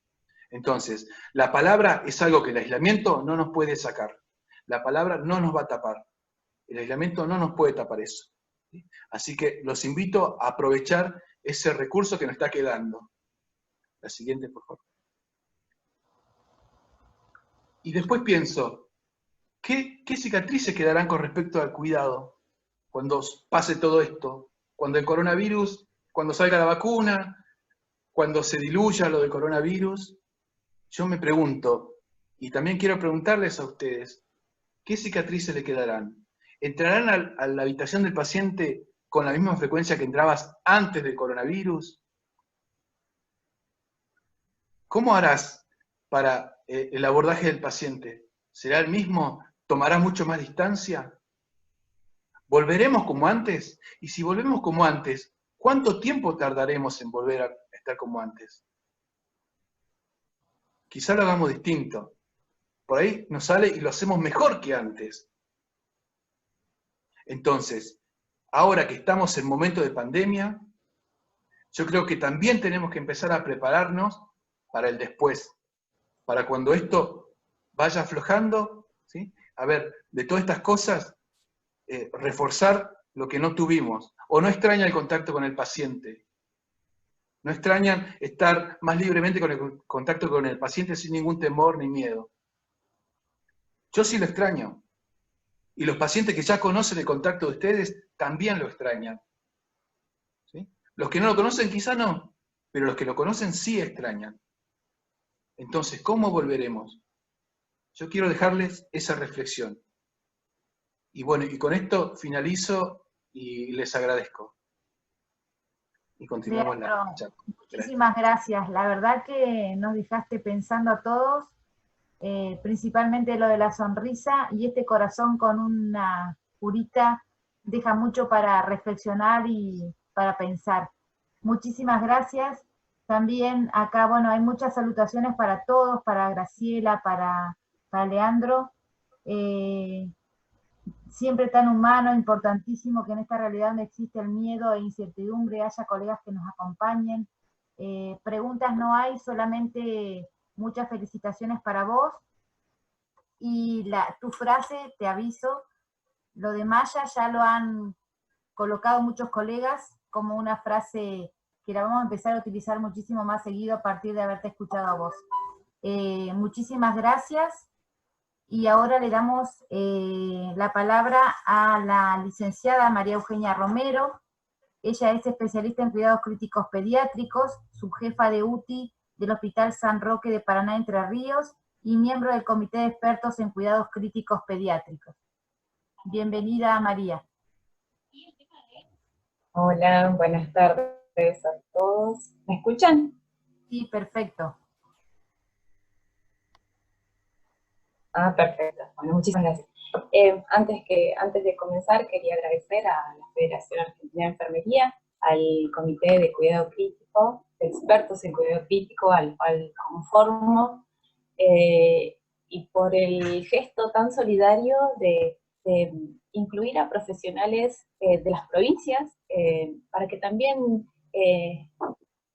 cuenten sus problemáticas, sus dificultades, y creo que la idea es poder ayudarnos en varios aspectos que hoy nos trae la pandemia, y que creo que podemos, sin lugar a dudas, salir adelante. Bien, comenzamos la presentación. La siguiente. No, pero trabaja en un hospital grandísimo en Capital. Ahí está. Bueno, como para comenzar, les cuento que soy de Paraná, Entre Ríos. Mi hospital se llama Hospital Materno Infantil San Roque, es un hospital que tiene bastantes años. Somos hospital de referencia provincial, por ende recibimos derivaciones de diferentes partes de la provincia, de diferentes ciudades. Nuestro hospital es materno-infantil, así que tenemos diferentes áreas, maternidad, neo e internación en pediatría. Tenemos una estructura medianamente vieja en relación a infraestructura, y una torre que comenzó a estar habilitada a partir del año 2000, una torre con 9 pisos, donde también se realizan las internaciones. Siguiente.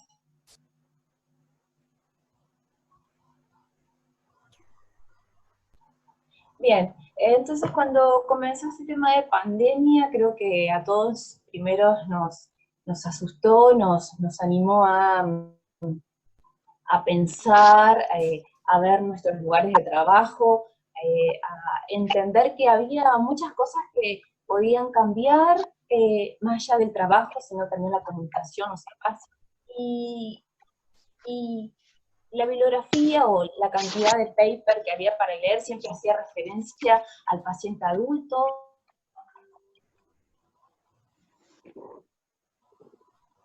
María, ¿estás ahí? No te estamos escuchando. Bueno, mientras Maru está, tenemos una pregunta para la licenciada Graciela, que preguntan si los papás acompañan en la UTI a los niños. Si Graciela estás conectada y podés respondernos mientras María se conecta. Hola. Sí, Sí, acá estamos. Por supuesto que se pudo contemplar un vínculo tan importante como el que se tiene que pregonar en la pediatría, que es la atención del niño y familia. El tema es cómo lo pensamos para organizarlo mejor, tratando de limitar los riesgos de contaminación y mejorar la fluidez de atención en estos pacientes y en el paciente crítico la cual están preguntando. En el hospital lo que se hizo es crearon una UCI para atención de pacientes quemados en tiempo récord, que no es la primera vez que el paciente se sitúa y trabaja de esa forma, el cual requiere el trabajo de todos los profesionales y servicios de apoyo, personal de mantenimiento, para poder ofrecer esta atención. Y en esta UCI lo que se hace es internar al acompañante, porque normalmente en situaciones prepandemia los padres no se sitúan en el mismo lugar, si bien están, pero en este caso era necesario para poder tratar de limitar las posibles infección que estén en la misma UCI, ese acompañante. En los lugares, en el resto de los lugares de internación, el padre queda, o la mamá, o el tutor, el cuidador queda con el niño, si es un lugar de internación y el paciente está estable, al cuidado, como siempre, dentro de la unidad. O sea que eso se pudo mantener y ofrecer, incluso en el paciente crítico. Y estoy segura que en el hospital, si se hace necesario crear otra unidad para ello, también se va a elaborar en tiempo récord este tipo de condicionamiento para no tener que desprender bajo ningún punto de vista el lazo tan importante que es el vínculo del niño y la familia. Bueno, muchísimas gracias, Graciela. Continuamos con María. Ok. Gracias. María. Sí, disculpen, se cortó, me desconecté. Hacia atrás, por favor.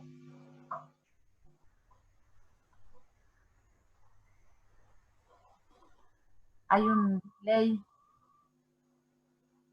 Si pueden ir hacia atrás. Ahí está. Ahí está, perfecto, perfecto. Bien, entonces como les decía, teníamos definiciones importantes en relación a la pediatría, donde sabíamos que los menores eran el menor grupo que estaba afectado en relación a la población en general, que los cuadros iban a ser leves, pero de igual manera todos los servicios de nuestra institución, del Hospital Materno Infantil San Roque, se empezaron y nos empezamos a preparar para poder dar respuesta a esta pandemia. El área de pediatría, el área de guardia de pediatría, las áreas de maternidad, de centro quirúrgico, y todos los sectores de nuestro hospital nos preparamos con la capacitación continua, ¿sí? A través de simulaciones en nuestros lugares de trabajo. También fuimos a realizar simulaciones de forma in situ, y obviamente apoyado siempre por las diferentes instituciones que tienen en nuestro hospital en relación al comité de infectología, el comité de docencia, la misma dirección, ¿sí? Y obviamente las charlas también, al no poder ser de forma presencial, comenzamos a hacer capacitación a través de la virtualidad por diferentes plataformas, las más utilizadas son como estamos utilizando en este momento, y avanzamos a dar los primeros pasos. Obviamente sabíamos que esta pandemia a nivel de dirección iba a traer o iba a generar grandes cambios, ¿no es cierto? Y donde había dos premisas que debíamos aceptar y empezar a trabajar, que era garantizar la asistencia, ¿sí?, a todos los pacientes, y obviamente tratar de evitar la diseminación de esta enfermedad en lo que es la institución de salud. Por tal motivo se reacondicionaron diferentes lugares de nuestro hospital, la posta respiratoria, que todos los años siempre se implementa. Actualmente se está ubicado en otro sector totalmente diferenciado en relación al ingreso central que tenemos todos los profesionales, ¿sí? Tienen cada sector del hospital, cada sector de internación recibió o tuvo importantes cambios para hacerle frente a esta situación de pandemia. La siguiente.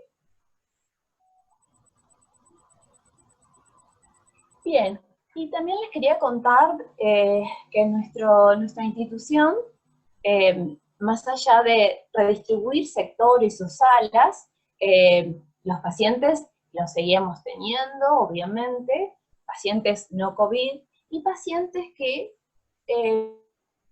obviamente empezaron a llegar con mayor número de frecuencia, y se tuvo que adecuar diferentes salas, y esta es una sala de intermedio, donde la llamamos sala COVID, que es la sala 4, que ellos comenzaron con la internación de los pacientes que habían tenido contacto estrecho con casos confirmados de coronavirus.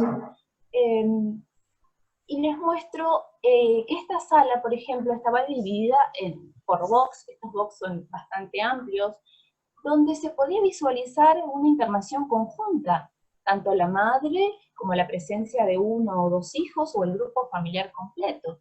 Y como ustedes saben, a lo que es a nivel de Entre Ríos, el número de casos viene en ascenso o viene mantenido día a día con un promedio de 10 casos confirmados de coronavirus, y esto obviamente también repercute en nuestros sectores de internación, en las salas de cuidados intermedios de COVID.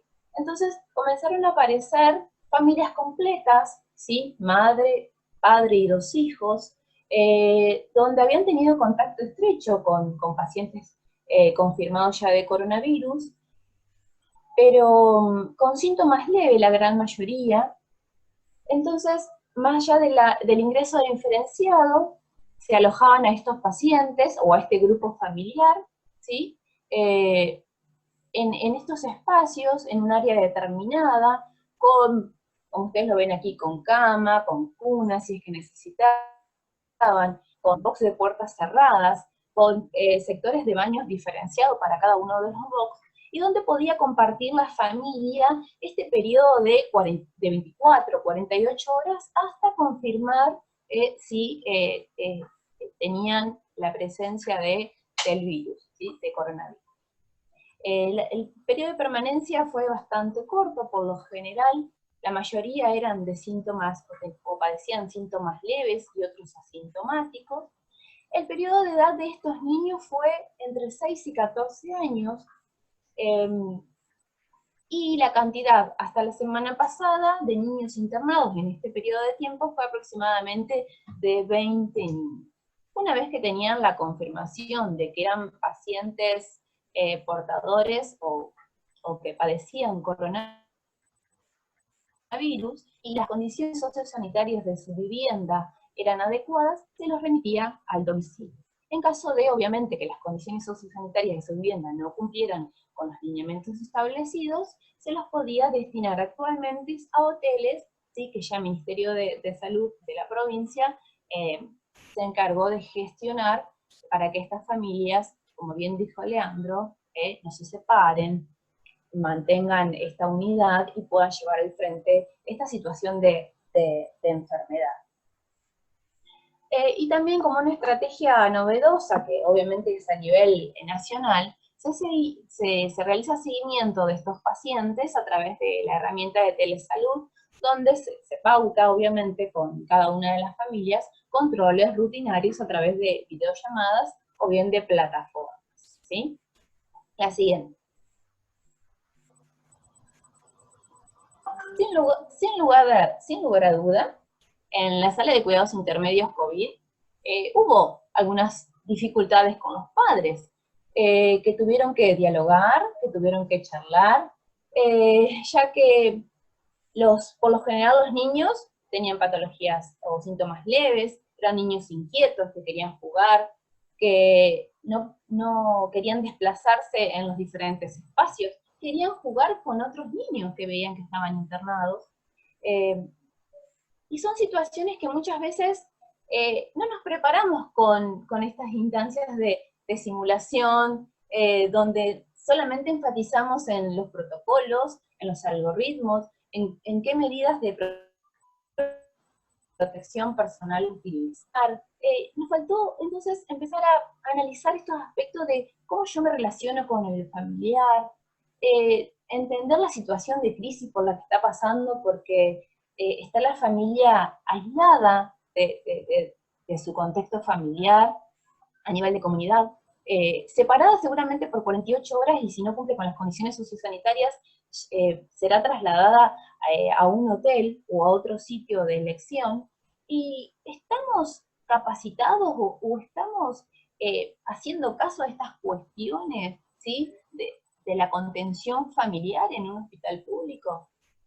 Obviamente las dificultades fueron diversas, la negativa por utilizar, por ejemplo, los tapabocas o barbijo por parte de los adultos, de los padres, ¿sí? Esto de que cuando enfermería iba a realizar los controles con todos los EPP colocados, los padres había que reafirmar este tema de por favor colocar antes de que ingresemos a la habitación para que ellos se coloquen los barbijos, ¿sí? Manifestaban obviamente las incomodidades en relación a la internación, todo lo que tiene que ver con hotelería, camas quizás no del todo cómodas, colchones tampoco cómodos, una vianda obviamente que todos recibían, pero que no eran del gusto de la gran mayoría, como digo, eran familias confinadas en espacios reducidos y en un hospital público, ¿bien? Entonces, todas estas cuestiones es como que uno empieza a pensar, ¿no? ¿Qué puedo dar y qué puedo ofrecer frente a estas dificultades? Y también les puedo contar las dificultades que tuvimos, o la realidad, en relación a la terapia intensiva, que es el área donde yo me desempeño. En el área de terapia intensiva, como ustedes ven, un área también sumamente amplia, que ya está así en la torre, en el tercer piso. Contamos con 12 camas de internación, de las cuales 2 aislamientos están dispuestos y equipados para la internación de pacientes sospechosos de coronavirus o confirmados, ¿sí? Donde obviamente realizamos las simulaciones, donde realizamos el entrenamiento, donde nos podemos sacar las dudas, donde podemos charlar, pero ¿estaba pensada realmente la internación conjunta en terapia intensiva? ¿Disponemos de espacios para los padres ante esta pandemia? ¿Estos espacios son seguros para ellos, para los padres, para nosotros y para los familiares de los demás pacientes? Yo les cuento que en la terapia intensiva tuvimos algunos pacientes que ingresaron por caso sospechoso. La siguiente, por favor. Que comenzaron a llegar después de abril, mayo y junio y julio, de forma esporádica. No fueron muchos pacientes, pero sí fueron 5 casos o 5 pacientes que ingresaron a terapia intensiva por definición de casos sospechosos. Recordemos que nuestro COES, nuestro Comité de Organización de Emergencia de Salud de la provincia de Entre Ríos, va generando las diferentes definiciones de casos sospechosos, que como todos sabemos son dinámicas y se van modificando según nuestra situación sanitaria y epidemiológica, y por tal motivo ingresaban pacientes desde el mes de abril hasta la actualidad, ingresaron 5 pacientes por definición de casos sospechosos. Obviamente eran pacientes que cumplían con los diferentes criterios, ¿sí? La mayoría obviamente con periodos de temperatura elevada, y dificultad respiratoria que lamentablemente requerían asistencia ventilatoria mecánica. A diferencia de la sala COVID, estos pacientes no tenían nexo epidemiológico, pero de igual manera debían ser ingresados, ¿sí?, en la unidad de cuidados intensivos por la gravedad de los pacientes que les estoy contando. La particularidad es que todos estos pacientes requirieron asistencia ventilatoria mecánica, pero nos llamó la atención que 4 de ellos, ¿sí?, eran del interior de la provincia. Que no es un dato menor. Es un dato que nosotros siempre tenemos presente. Tenemos gran cantidad de pacientes del interior. Pero ¿qué pasaba o cuál era la estrategia a utilizar en estos padres, que por lo general venían solos, que son de bajos recursos económicos y que no tienen otro lugar donde ir? E ingresan al sector de terapia intensiva con protocolo activado. Protocolo con sospecha de coronavirus. Imagínense la ansiedad de cada uno de estos familiares, no entender que su hijo se encontraba en estado crítico, necesitaba asistencia ventilatoria, que necesitaba monitoreo hemodinámico, ¿sí? Y sumado a esto, comentarle, en resumidas cuentas, para decirle que debía retirarse momentáneamente de la institución. no es un dato no menor. Imagínense las reacciones de los padres, tuvimos varias en este caso, donde nos invitó a empezar a plantear realmente qué es lo que queríamos tener en cuenta y qué es lo que podíamos realmente proporcionar u otorgar a estos familiares.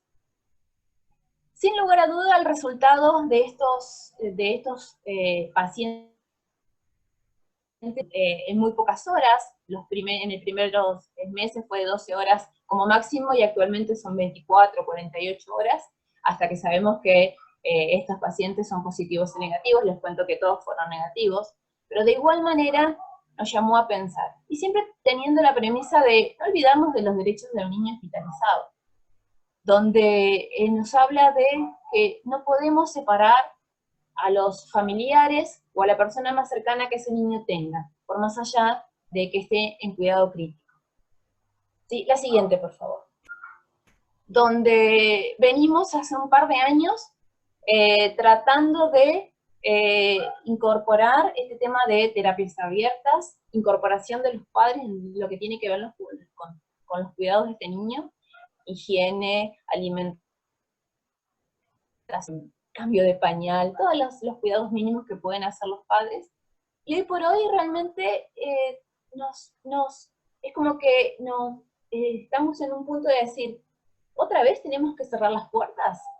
¿Otra vez tenemos que decir, no, padre, espere, no es el momento oportuno, estamos en situación de pandemia, seguramente se resolverá pronto, pero tiene que esperar, y no podría esperar en la sala, por ejemplo, de padres?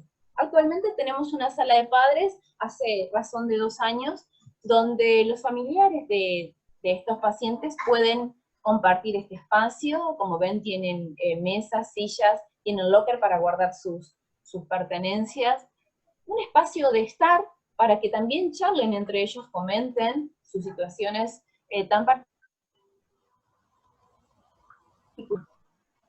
Y también empezamos a buscar bibliografía en relación a cómo podemos dar contención a estos familiares.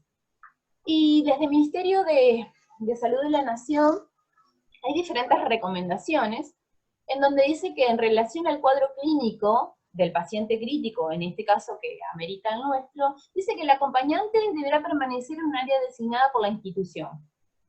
Mirá vos, con las medidas de precaución de contagio adecuado, y de ser posible, aislado por la eventualidad de que pudiera ser contacto positivo, hasta que se confirme el diagnóstico.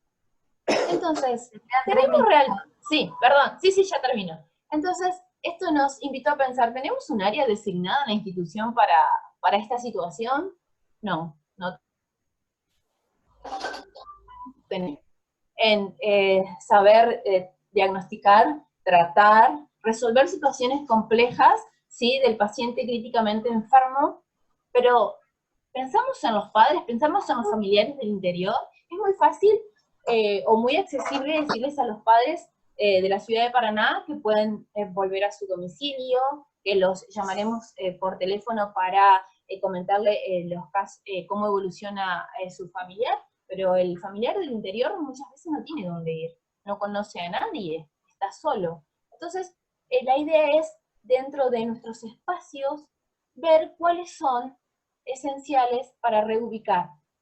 La siguiente, por favor.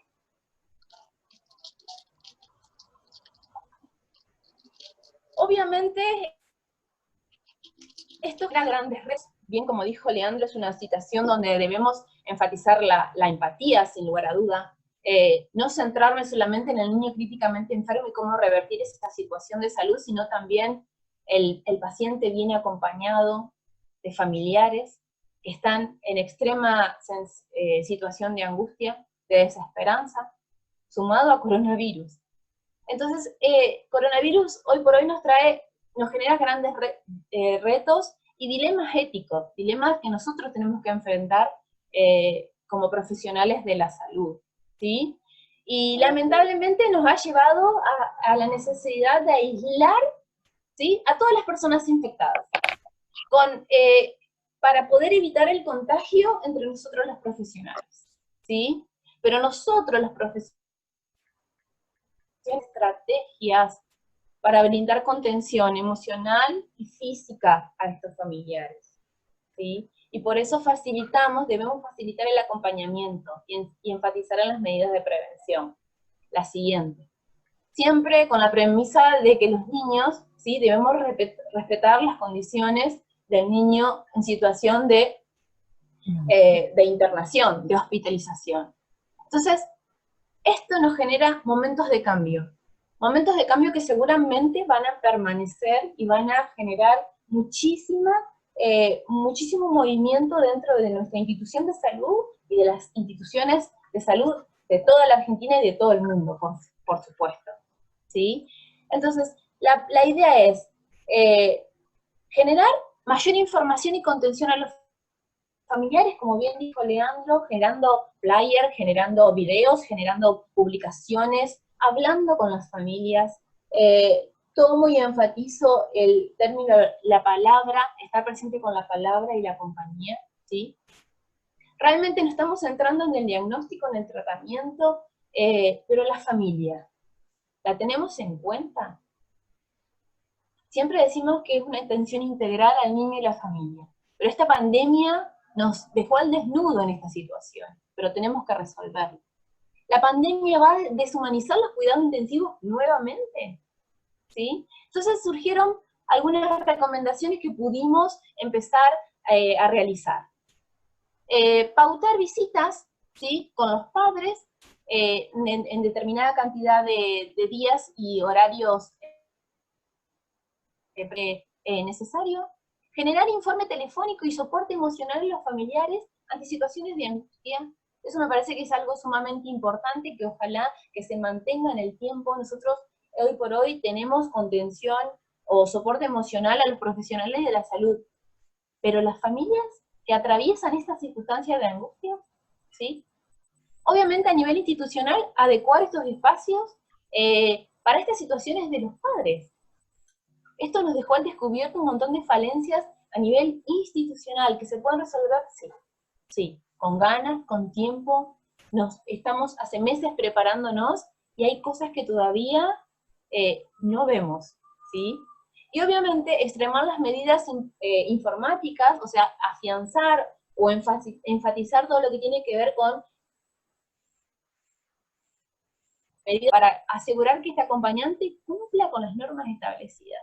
Entonces, hablar una, hablar dos, hablar 1000 veces para que el familiar entienda que realmente es importante, que lo estamos cuidando, pero también necesitamos que ellos también nos cuiden a nosotros.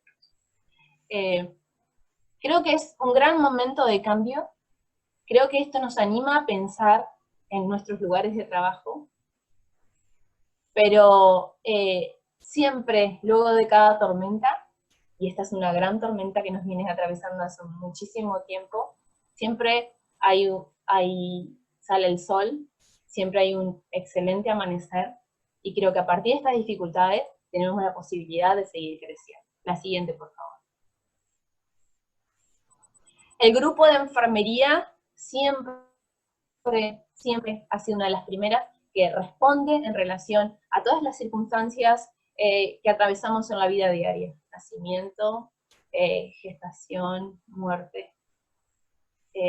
Y somos un gran potencial, Lo tenemos que hacer escuchar, hacer presente nuestra voz, y los cambios se generan. Muchísimas gracias. Bueno, muchísimas gracias, Maru. La verdad que excelente lo que nos han dejado todos los profesionales de este comité de expertos en el día de hoy. Un orgullo que tengamos colegas de este nivel en el país.